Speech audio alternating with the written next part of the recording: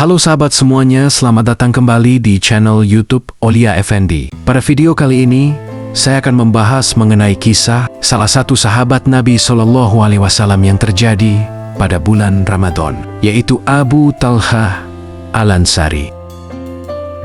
Kisah Abu Talhah Al-Ansari adalah narasi tentang kedermawanan yang tak bertepi, keberanian yang menggetarkan medan laga, dan cinta yang tulus kepada Allah dan Rasul-Nya. Beliau bukan sekadar sahabat biasa.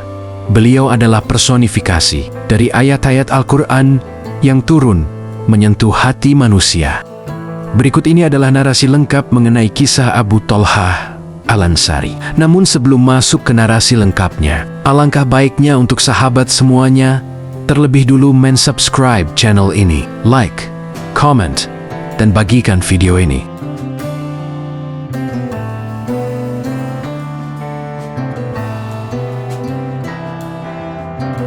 Abu Talhah, yang nama aslinya adalah Zaid bin Sal, tumbuh di Madinah Yatsrib sebagai seorang pemuda yang gagah, kaya, dan memiliki kedudukan tinggi di kaumnya. Namun, titik balik hidupnya dimulai bukan dari pedang, melainkan dari sebuah lamaran pernikahan. Beliau jatuh cinta kepada Ummu Sulaim, seorang wanita cerdas dan teguh pendirian yang telah memeluk Islam lebih dulu.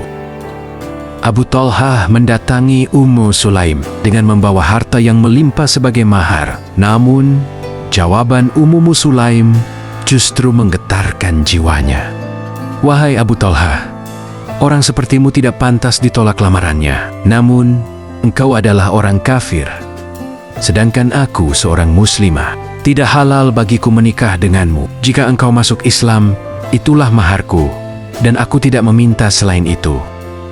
Tantangan ini membuat Abu Talhah berpikir keras. Ia melihat kebenaran dalam keteguhan Ummu Sulaim. Tak lama kemudian, ia bersaksi di hadapan Rasulullah SAW. Maka, terciptalah pernikahan paling berkah dalam sejarah Islam, di mana maharnya bukanlah emas atau perak, melainkan hidayah Islam.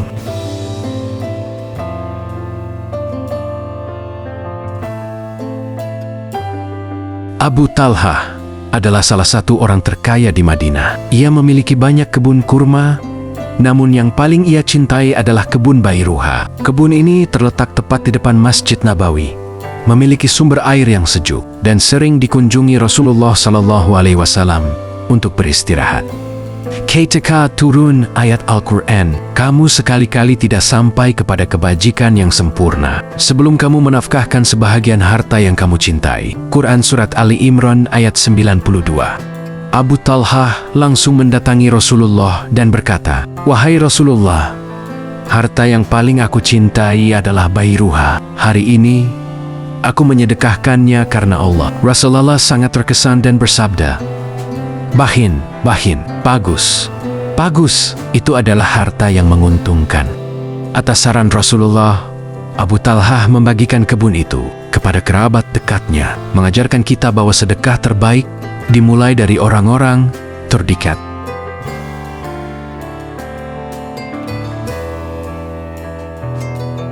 Suatu malam, seorang tamu kelaparan mendatangi Rasulullah. Namun, di rumah beliau tidak ada makanan. Abu Talhah segera menawarkan diri untuk menjamu tamu tersebut. Sesampainya di rumah, Ummu Sulaim berbisik bahwa makanan yang ada hanya cukup untuk anak-anak mereka. Dengan kecerdasan dan iman, Abu Talhah menyuruh istrinya menidurkan anak-anak dan mematikan lampu saat makanan dihidangkan.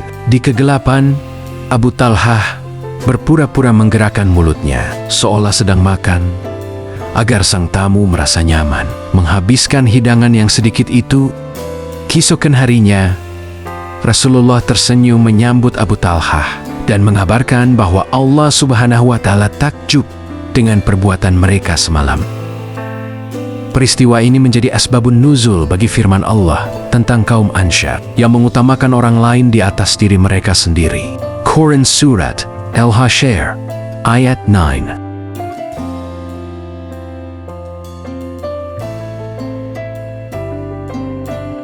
Jika di rumah ia adalah sosok yang lembut, di medan perang Abu Talhah adalah singa. Pada perang Uhud, Saat barisan muslimin kocar-kacir, Abu Talhah berdiri tegak, menjadi tameng manusia bagi Rasulullah SAW.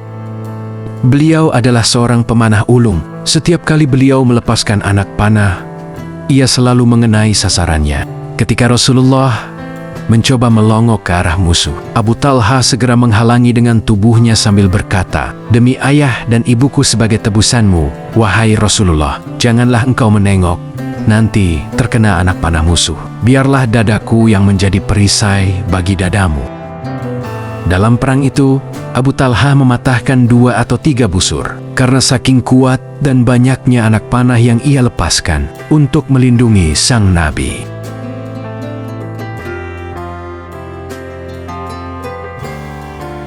Kisah Abu Talhah tak lengkap tanpa menyebut putra kecilnya, Abu Umair.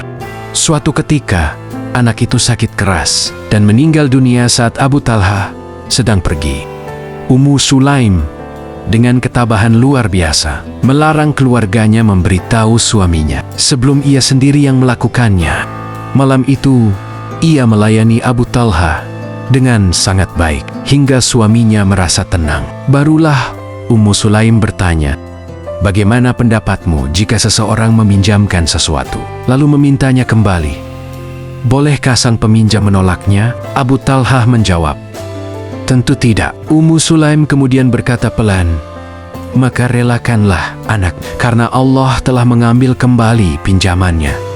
Meski sempat kaget, Abu Talhah menerima takdir itu dengan sabar. Rasulullah kemudian mendoakan keberkahan bagi malam mereka, dan dari kesabaran itu, Allah menggantikan mereka dengan anak-anak yang solih dan hafidz Al-Quran.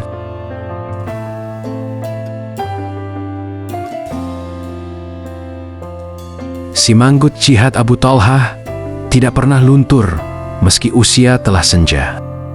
Di masa pemerintahan Khalifah Utsman bin Affan, umat Islam melakukan ekspedisi laut. Meskipun orang-orang menyuruhnya beristirahat karena sudah tua, Abu Talhah bersikeras ikut serta.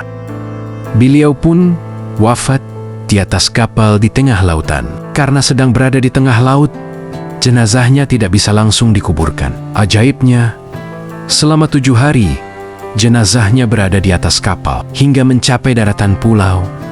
Tubuhnya sama sekali tidak berubah atau berbau, seolah-olah ia hanya sedang tidur lelap. Beliau dimakamkan di sebuah pulau terpencil, jauh dari Madinah, namun dekat di hati sejarah Islam.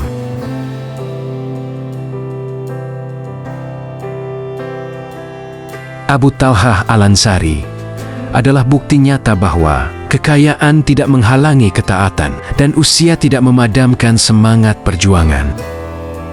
Beliau adalah pencinta yang tulus menjadikan Islam sebagai mahar, dermawan yang ikhlas menyedekahkan kebun terbaiknya, prajurit yang setia menjadi perisai bagi Nabi.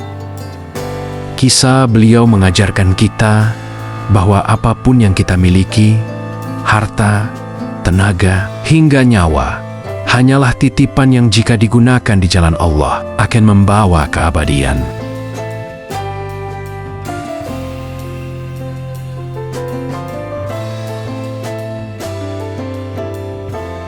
Kisah luar biasa Abu Talhah Al-Ansari ini tidak berasal dari satu buku saja, melainkan tersebar dalam kitab-kitab induk sejarah dan hadis yang diakui keotentikannya oleh para ulama. Berikut adalah sumber-sumber utama yang mendasari narasi tersebut. Pertama, kitab hadis Syahih Al-Kutub Al-Sitah. Sebagian besar detail spesifik dalam kisah beliau dicatat oleh Imam Bukhari dan Imam Muslim. Kisah kebun Bairuha terdapat dalam Syahih Bukhari, Kitab Al-Zakat, dan Syahih Muslim. Hadis ini menceritakan detail saat beliau mendatangi Rasulullah SAW setelah turunnya ayat tentang kebajikan yang sempurna. Kisah menjamu tamu dalam gelap. Ini adalah salah satu hadis yang sangat masyhur dalam Syahih Bukhari. Di sana dijelaskan bagaimana Allah Subhanahu wa Ta'ala tertawa atau takjub melihat tindakan Abu Talhah dan Ummu Sulaim, keberanian di perang Uhud.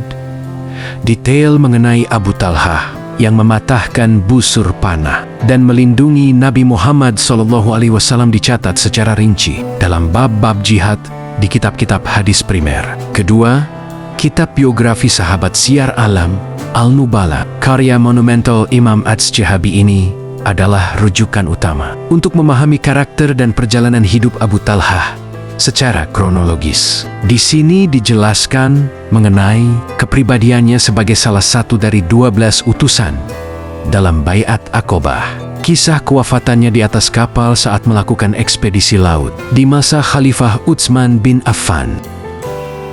Ketiga, Al-Istiebe fi Ma'rifat Al-Ashab, ditulis oleh Ibnu Abdil Bar.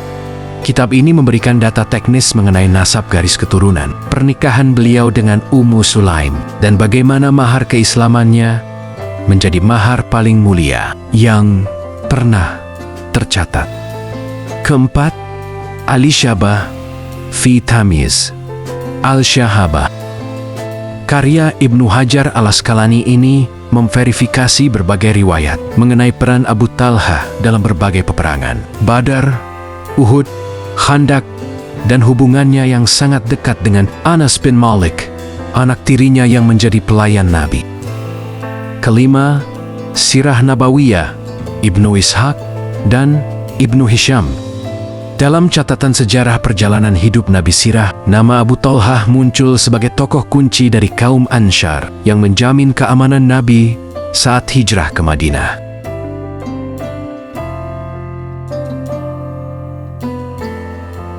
Tahukah Anda bahwa hampir semua hadis yang menceritakan detail keseharian rumah tangga Abu Talhah diriwayatkan oleh Anas bin Malik? Hal ini karena Anas adalah anak kandung Ummu Sulaim yang tinggal serumah dengan Abu Talhah, sehingga ia menjadi saksi mata langsung atas kedermawanan dan ibadah ayah tirinya tersebut. Itulah kisah mengenai Abu Talhah Al-Ansari yang terjadi pada bulan yang penuh berkah ini. Semoga kita dapat mengambil inti kebaikan dari kisah Abu Talhah Al-Ansari ini. Terima kasih untuk sahabat semuanya sudah menonton video ini. Jangan lupa untuk di-subscribe channel Aulia Effendi, like, comment, dan bagikan video ini kepada kerabat sahabat semuanya. Sampai bertemu di video selanjutnya.